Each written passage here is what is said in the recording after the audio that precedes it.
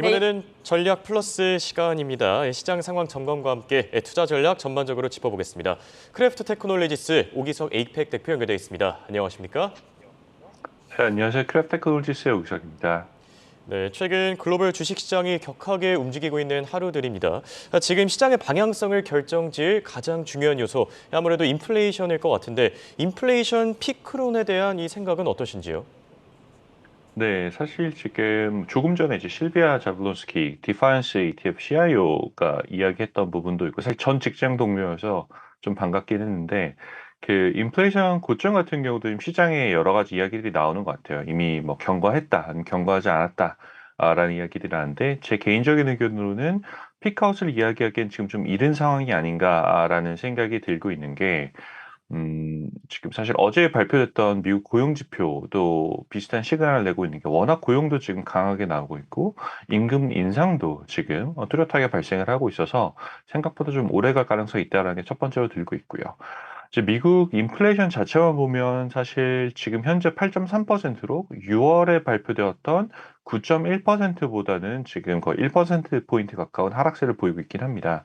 다만 이제 유로존 같은 경우는 지금 현재 10%에 가까운 인플레이션을 기록을 하고 있어서 미국이 일부 하락했다라고 하더라도 글로벌 전반적으로 봤을 때는 이제 여전히 이제 인플레이션의 고점 경과는 발견되지 않는다라는 이야기를 좀 하고 싶고요.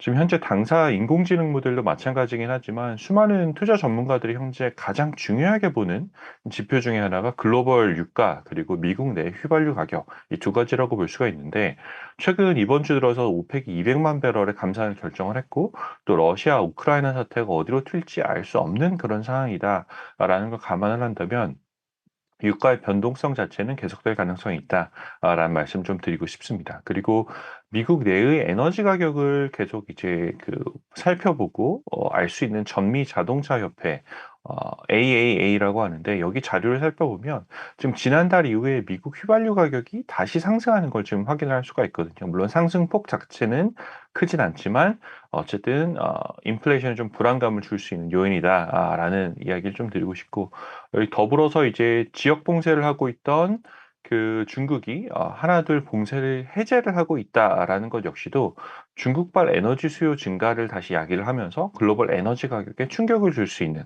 그런 요인이기도 합니다. 그래서 전반적으로 봤을 때 아직 인플레이션 고점 경과, 뭐 피크아웃이라고도 하는데 여기에 대한 확신은 조금 이른 상황이 아닌가라는 생각이 들고요.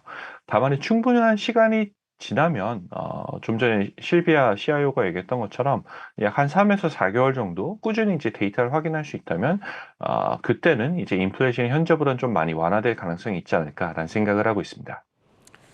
네, 이렇게 딱 구분을 짓는 게 의미가 있을까 싶기는 하지만 만약에 성장주와 가치주 중에서 조금 더 이쪽에 관심을 둬야 한다라고 하면 어느 쪽을 선택하시겠습니까? 저는 개인적으로는 아직 현재는 아직 가치주를 조금 더 비중을 둬야 된다라고 생각을 하고 있는데요.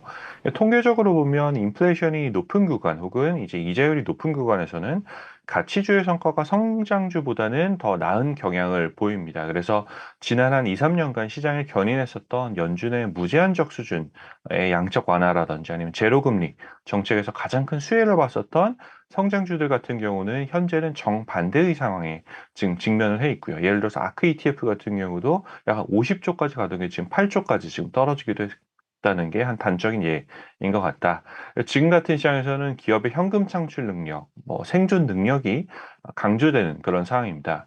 여러 적자 기업들이라든지 아니면 최근에 스타트업이 뭐 IPO 이후 상장 가격이 부진한 것도 비슷한 맥락이라고 이제 생각을 하고 있는데 결국은 당분간은 가치주에 훨씬 더 좀 많은 관심을 가져야 하지 않을까라는 생각을 하고 있습니다. 네, 그렇다면 가치주에 투자할 경우에 이 ETF를 활용하는 것도 하나의 방법이 될 수 있는데 투자자들이 좀 관심 있게 봐야 될 ETF도 소개해 주시죠. 네.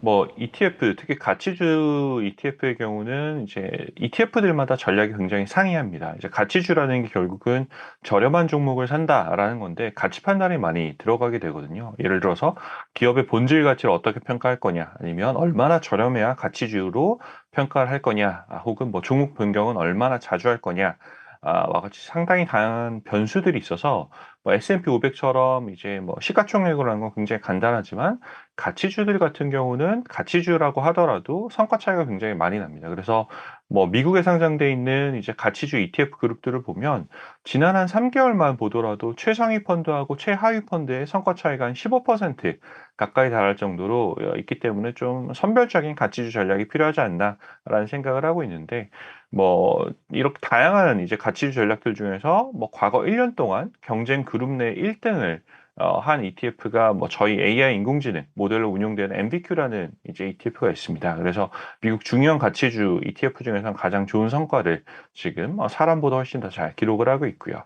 오늘은 뭐 저희 ETF에 대한 얘기보다는 사실 저희 종목 ETF가 어떤 종목들을 담았는지에 대한 이야기를 좀 드리고 싶은데 이 성과를 한번 살펴보면 지난 1년 동안 이제 지속적으로 매수 시그널을 냈던 종목들이 미국의 보험 업종인 시그나 그리고 헬스케어 업종인 CVS 같은 종목들이 굉장히 대표적이었어요. 그래서 각각 한 40~50% 가까이 성장세를 보였고 반면에 또 일반적으로 가치주에는 포함이 됐지만 저희 인공지능 모델에서 선정되지 못했던 종목들이 뭐 자동차 회사인 제너럴 모터스라든지 아니면 이제 기술 업종에서는 대표적인 가치주인 인텔 같은 경우는 저희 모델이 거의 투자를 하지 않았던 그런 종목들입니다. 그래서 한번 참고 삼아 가치주 종목 투자하실 때 보실 수 있지 않을까라는 생각을 하고 있고요. 이번 달 같은 경우도 10월 초에 종목 변경이 일어났는데 여전히 저희 모델에서는 보험 업종인 시그나 그리고 헬스케어 업종인 CVS 그리고 뭐 하나 더 말씀드리자면 매트라이프, AIG 같은 보험 업종에 대해서 이번 달에도 굉장히 긍정적인 신호를 내고 있어서 한번 참고해 보시면 좋을 것 같습니다. 지금까지 홍콩에서 크래프트 테크놀로지스 오기석이었습니다.